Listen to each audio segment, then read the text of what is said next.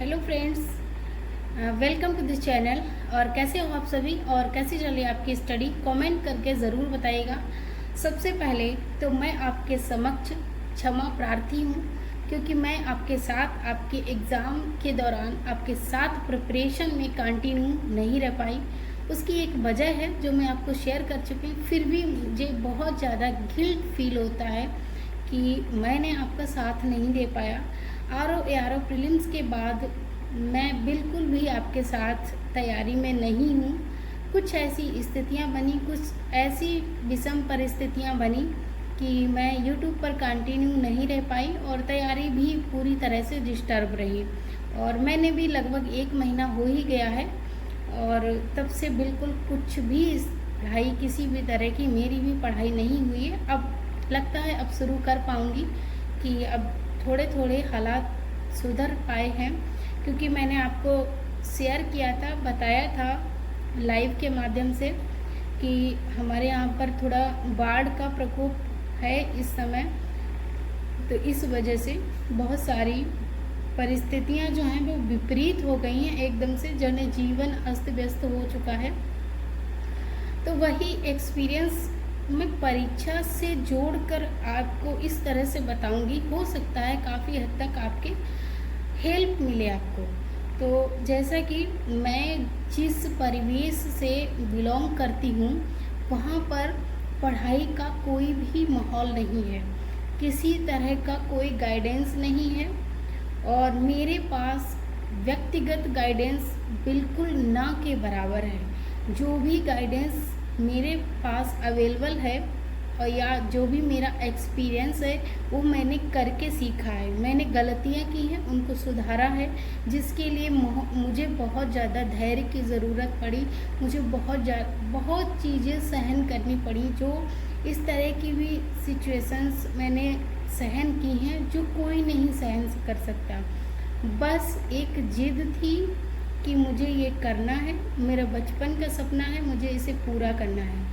कोई भी भौगोलिक परिस्थिति पढ़ाई के अकॉर्डिंग नहीं है, कोई भी शैक्षिक माहौल नहीं है। 2 नदियों के बीच हमारा जो क्षेत्र है जहाँ मैं रहती हूँ आता है, वहाँ पर पढ़ाई का कोई माहौल नहीं है। लगभग हर वर्ष ही यहाँ पर बाढ़ जैसी प्राकृतिक आपदा लोगों को परेशान करती रहती है, तो सब कुछ अस्त व्यस्त हो जाता है।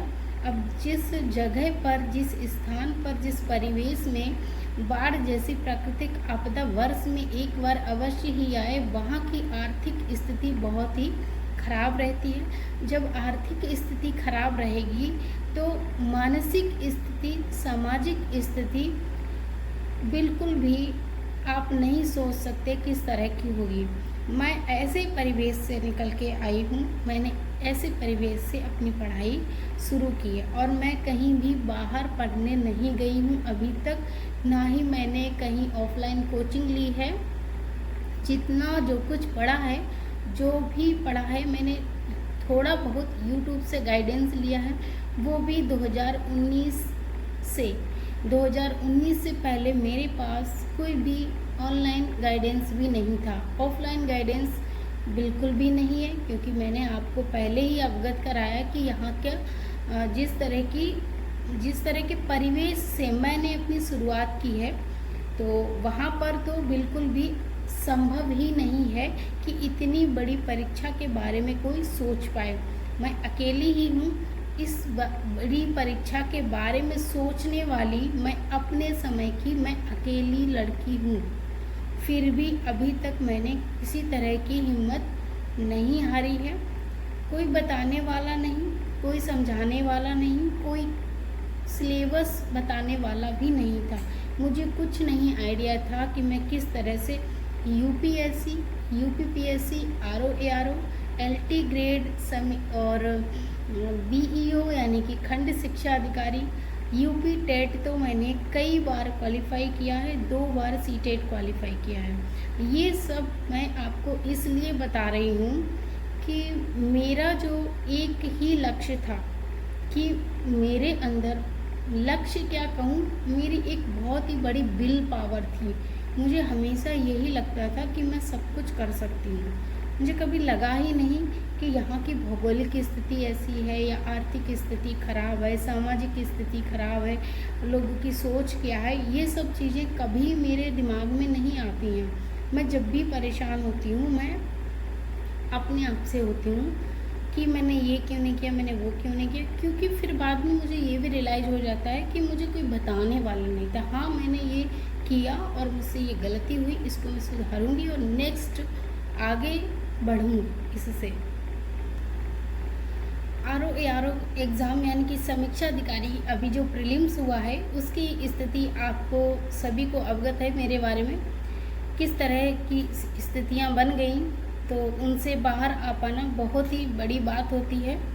अब मेरे पास इस समय प्रेजेंट में वेट कर रही हूँ पीसीएस मेंस के रिज़ल्ट का। हो सकता है, जहाँ तक का मैंने सुना है, और जनवरी के आसपास आ सकता है इसका मेंस का रिज़ल्ट, क्योंकि कॉपियाँ बहुत ही स्लो चेक हो रही हैं, तो जनवरी तक आएगा रिज़ल्ट। उससे पहले नवंबर में ही एलटी ग्रेड का एग्ज़ाम है। तो अभी मेरे पास 2 टारगेट हैं, एलटी ग्रेड और यूपीएससी 2026। इस बार मुझे यूपीएससी 2026 का प्रीलिम्स देना है।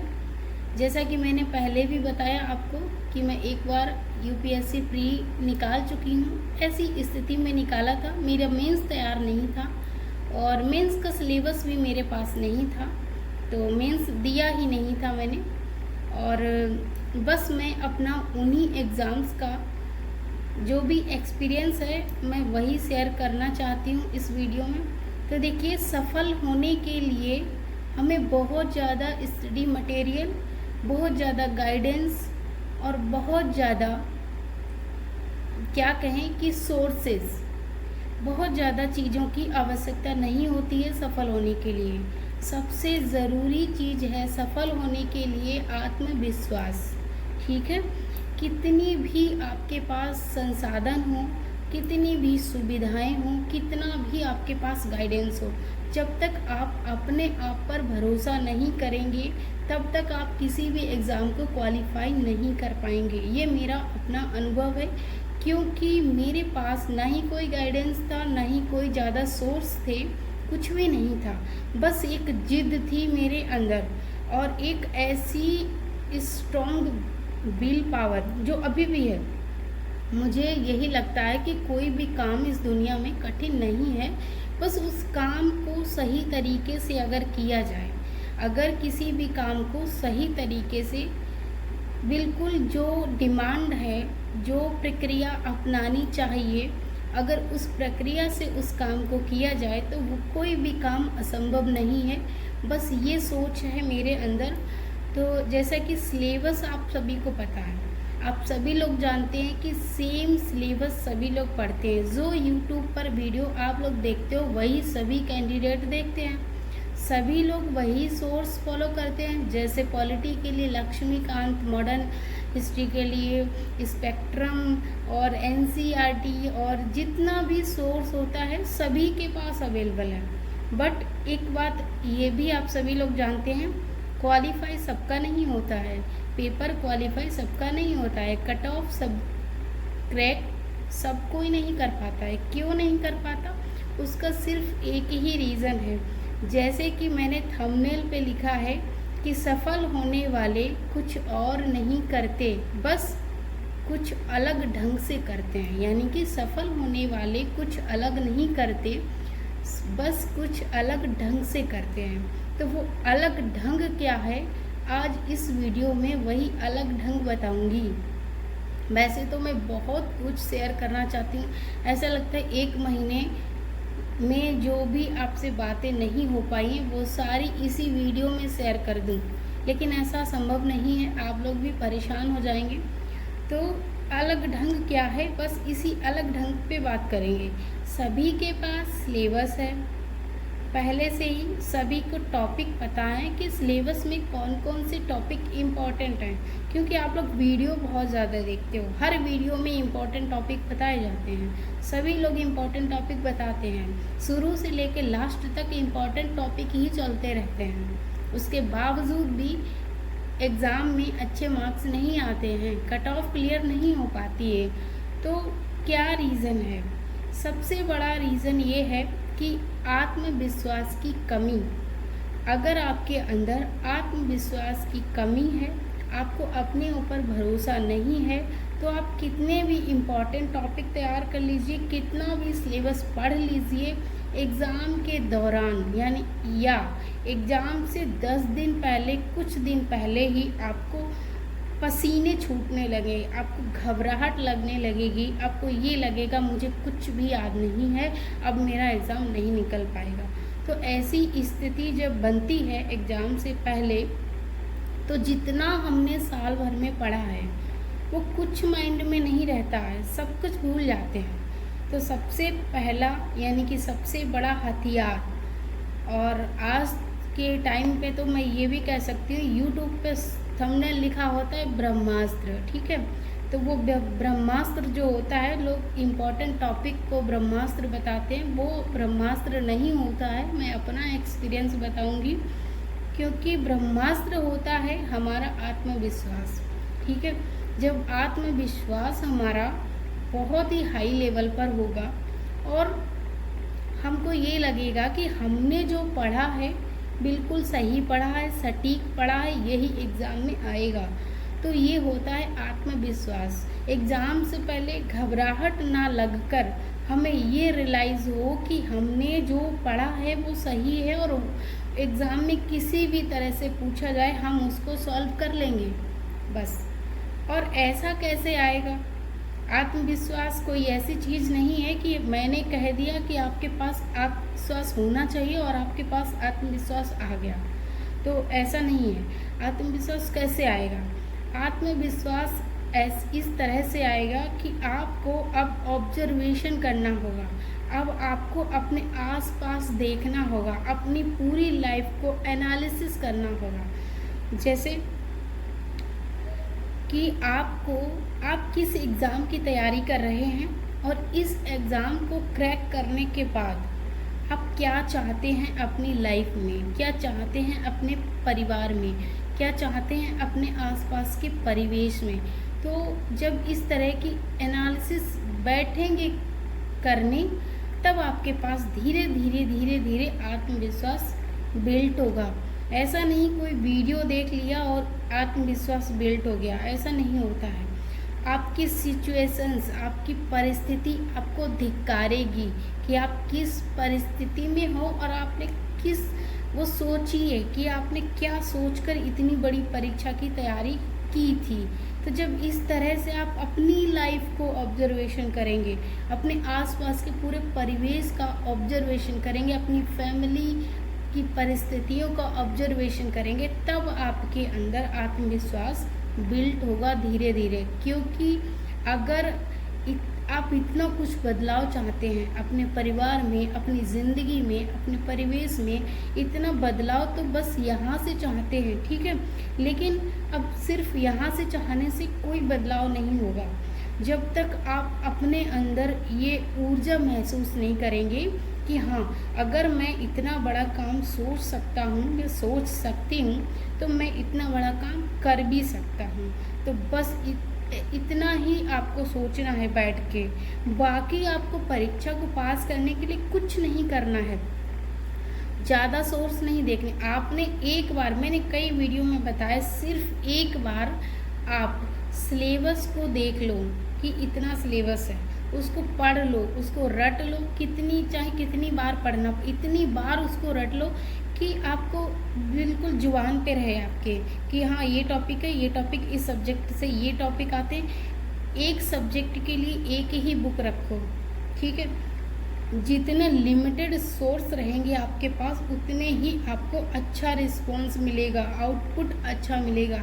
आप ज़्यादा पढ़ेंगे, कोई आउटपुट नहीं मिलेगा। और इस समय मैं आपसे तो कहूँगी नहीं, आपसे रिक्वेस्ट करूँगी, आप अगर सच में इस परीक्षा को पास करना चाहते हैं तो अपना कोई एक यूट्यूब चैनल सेलेक्ट कर लो। मैं ये नहीं कहूँगी आप बिल्कुल भी गाइडेंस मत लो कहीं से। आपके अंदर किसी भी टॉपिक का कोई कन्फ्यूज़न है तो उस टॉपिक को सर्च करने के बाद उसको देखो और सिर्फ देखना नहीं है, आपको किसी टॉपिक में कन्फ्यूज़न है तो उस टॉपिक को सर्च करो, कॉपी पेन लेकर बैठो और उसमें जो बताया जाए उसको आप लिख लो। जब तक लिखोगे नहीं वो कन्फ्यूज़न आपका दूर नहीं होगा। सारी चीज़ें नोट डाउन करते हुए चलो ताकि आपको बार बार उन्हीं चीज़ों को सर्च ना करना पड़े। जितनी बार सर्च करेंगे आपका समय बर्बाद होगा और कन्फ्यूज़न और ज़्यादा क्रिएट होगा। ये चीज़ें मैंने खुद की हैं, इसलिए मैं आपको बता रही हूँ। तो मैंने बहुत कुछ बोल दिया और अब सिर्फ परीक्षा के बारे में बात करेंगे। पीसीएस प्रीलिम्स एग्ज़ाम, ठीक है, जो आपका 12 अक्टूबर को होना तय है और एग्ज़ाम की डेट अब आगे पीछे नहीं होगी, बिल्कुल एग्जैक्ट है 12 अक्टूबर को आपको एग्ज़ाम देना है। तो अब इन लास्ट जो डेज़ बचे हैं आपको, इनमें आपको करना क्या है। देखिए, मुझे अभी नहीं कोई आइडिया है कि आपने क्या सोर्स फॉलो किए हैं। मैं आपको अपने सोर्स बता सकती हूँ, उसके हिसाब से आप अपना एनालिसिस कर लीजिए। देखिए, मैंने पीसीएस एग्ज़ाम के लिए जो हमारी ऑथेंटिक बुक्स होती हैं, आप सभी को पता है कि हम हिस्ट्री के लिए क्या पढ़ते हैं, ज्योग्राफी के लिए क्या पढ़ते हैं, हिंदी के लिए क्या पढ़ते हैं, रीजनिंग के लिए क्या पढ़ते हैं, ये सभी आप सभी को पता है। मैंने सिर्फ एक सब्जेक्ट के लिए एक ही बुक फॉलो की थी, ठीक है, इन सभी को पता है। दूसरी बात ये बता दूं, जैसे कि आप दृष्टि की क्विक बुक पढ़ रहे हैं, हर सब्जेक्ट की आपके पास दृष्टि की क्विक बुक है, तो बस आप वही पढ़िए। ऐसा नहीं कि किसी ने वीडियो में बता दिया कि परीक्षा वाणी पढ़ लीजिए या ये पढ़ लीजिए, तो आपको इसमें कंफ्यूज नहीं होना है। आपने अगर दृष्टि, मैं फॉर एग्जांपल बता रही हूँ, आपने अगर दृष्टि क्विक बुक पढ़ा है तो आप उस पर कॉन्फिडेंट रहिए कि आपने उसको पढ़ा है। और देखिए, कंटेंट सेम होता है, सिलेबस सभी एक जैसा पढ़ते हैं। एक और डिफरेंस होता है, एग्ज़ाम में क्वेश्चन एज इट इज़ नहीं आता है। जहाँ से भी हमने जिस बुक से भी पढ़ा है, क्वेश्चन एग्ज़ाम में एज इट इज़ नहीं आएगा।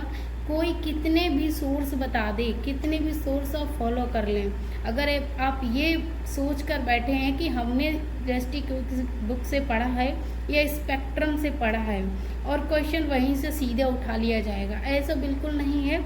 मैंने कई एग्ज़ाम्स देने के बाद ये एनालिसिस किया है कि क्वेश्चन आपका एज इट इज़ नहीं आता है, लेकिन आपने जो कंटेंट पढ़ा है क्वेश्चन वहीं से आया है, आंसर भी वही मिलेगा।